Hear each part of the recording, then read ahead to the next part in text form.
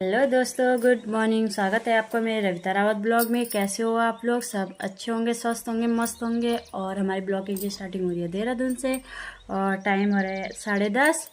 और आज मैं आपको ये बताऊंगी कि मैं ससुराल में क्यों नहीं रहती। मैं ससुराल में इसलिए नहीं रहती क्योंकि अभी मेरी शादी करे हुए ज़्यादा साल नहीं हुए, क्योंकि अभी मेरी शादी को चौथा साल लगा हुआ है। 1 साल में गाँव में रही और गांव से देहरादून आने का रीज़न यही था क्योंकि जिस टाइम मैं प्रेग्नेंट थी उस टाइम मुझे बहुत ज़्यादा दिक्कत होती थी। और जब मेरी डिलीवरी हो गई थी उसके बाद विचार था हमारा कि हम गांव जाएंगे, क्योंकि फिर उसके बाद भी नहीं जाना हुआ क्योंकि मेरे लड़के की तबीयत ख़राब रहती थी। 6 महीने तक तो लड़के को डॉक्टर के पास दिखाया। उसके बाद फिर हमने सोचा कि अब फ़ायदा क्या है घर जाके। फिर इसके पापा ने कहा कि ऐसा करते हैं, नीचे किराए पे रह लेते हैं। 1 साल हम किराए पे रहे। किराए के बाद हमने फिर अपना खुद का मकान लिया और खुद का मकान लेने के बावजूद फिर हम यहाँ आ गए थे सितंबर में। देहरादून में ही ले रखा हमने मकान अपना, क्योंकि मेरा हस्बैंड का रीज़न यही था कि मैं तुझे गांव ले जाऊंगा तो कल के लिए बच्चे के लिए दिक्कत हो जाएगी। इसलिए उन्होंने कहा फ़िलहाल हम ऐसे करते हैं, पहले किराए पे रहते हैं, उसके बाद हम मकान ले लेंगे अपना। हमने मकान लिया, फिर उसके बाद हमारी अलग ही जर्नी स्टार्ट हो गई। तब तक लड़का भी थोड़ा बड़ा हो गया। फिर उसको जब हम यहाँ आए थे उस टाइम उसे 11 महीने का था वो। फिर हमने उसके बाद दिसंबर में उसका जन्मदिन आया था।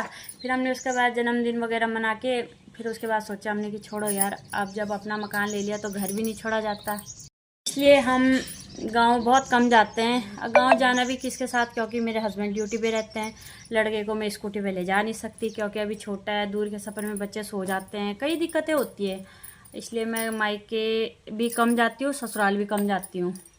और रही बात सास की, सास इसलिए नहीं रहती मेरे साथ क्योंकि उनको यहाँ पसंद नहीं आता देहरादून में। अब गांव के लोग हैं तो गांव में ही अच्छा लगता है और हमें तो आदत पड़ गई अंदर ही अंदर, क्योंकि उन्हें अच्छा नहीं लगता ना यहाँ रहना। अच्छा क्या है, 2-3 आते हैं वो, ऐसा भी नहीं है, आते हैं 2-3 दिन रह के फिर चले जाते हैं। वो उनको ये है ना, गांव के लोग तो गांव के हिसाब से ये कि अगल बगल बैठने के लिए मिल जाता, टाइम का पता नहीं लगता। ये नहीं है कि गांव में हमारा बहुत काम है, गांव में भी हमारा काम कुछ नहीं है।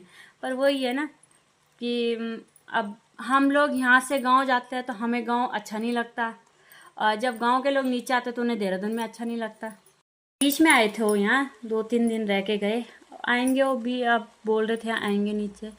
पर अब देखो उम्र के हिसाब से हर कोई, अभी तो वो खाना पीना बना लेते हैं अपने लिए। जैसे जैसे उम्र बढ़ेगी अब नहीं बना पाएंगे अपने लिए वहाँ, तो फिर आना तो लाऊंगी, तो मैं ही लाऊंगी ना उन्हें अपने साथ नीचे, क्योंकि मेरा फर्ज है लाना। क्योंकि अब भाई उन्होंने जब बच्चे रखे हुए लड़के तो ऐसी सोच समझ के तो रख पाले होंगे उन्होंने कि कल के लिए मेरा सारा बनेंगे। बहू है, अब बहू का तो पता नहीं बहू है कैसी आती कैसी नहीं आती, किसी को अच्छी भी मिल जाती है, किसी को ख़राब भी मिल जाती है। पर मैं तो यही बोलती हूँ, जहाँ बहू अच्छी है तो सास को भी अच्छा होना चाहिए, और सास अच्छी है तो बहू को भी अच्छा होना चाहिए। दोनों तरफ से बोलते हैं ना, ताली दोनों हाथों से बजती है। अब जैसे हम लोग हैं, कल के लिए हम अपने बच्चे को पाल रहे हैं, मैं भी तो यही समझ के पाल रही हूँ ना कि कल के लिए इसकी बहू आएगी, मैं बुढ़ी हो जाऊंगी तो मेरे लिए खाना बना के देगी। अब क्या पता लड़का कर ले, लड़की ना कर पाए, जो उसकी बहू आएगी ना कर पाए, वो बोलेगी मैं नहीं पालती भाई तेरी मम्मी को। ये भी तो होता है। पर अपना अपना हर चीज़ों का वो है ना, अपनी अपनी बातें हैं, हर कोई अपनी पर्सनल रख सकता है। कोई कैसा समझदार होता है, कोई नहीं हो पाता। मेरा तो मेन मकसद यही है कि भाई हम ना किसी को ये बोलते कि हमारे साथ मत रहो, ना हम ये बोलते कि हम तुम्हारे साथ नहीं रहते।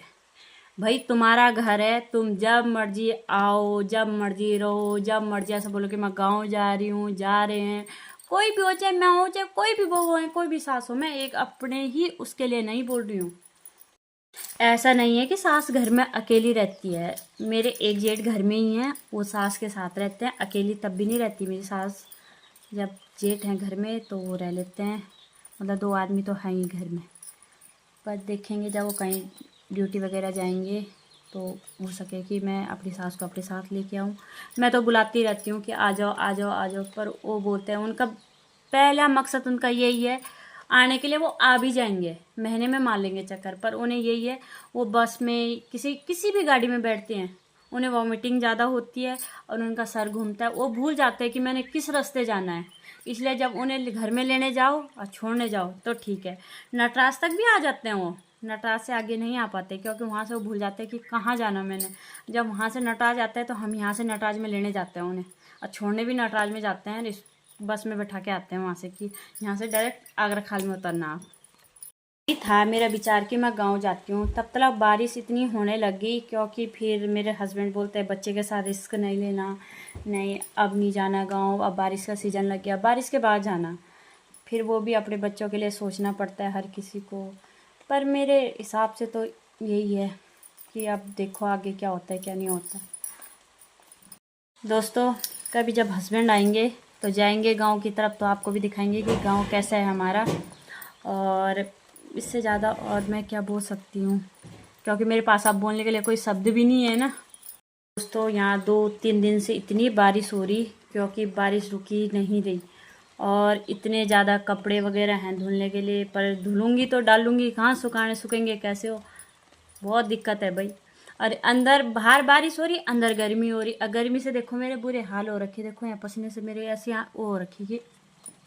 दोस्तों, मेरी बकवास ऐसी चलती रहेंगी, आप लोग भी बोरियत हो जाओगे, इसलिए ये वीडियो काफ़ी लंबी हो जाएगी। मैं ये बोल रही हूँ कि इस वीडियो को यहीं पे समाप्त करते हैं।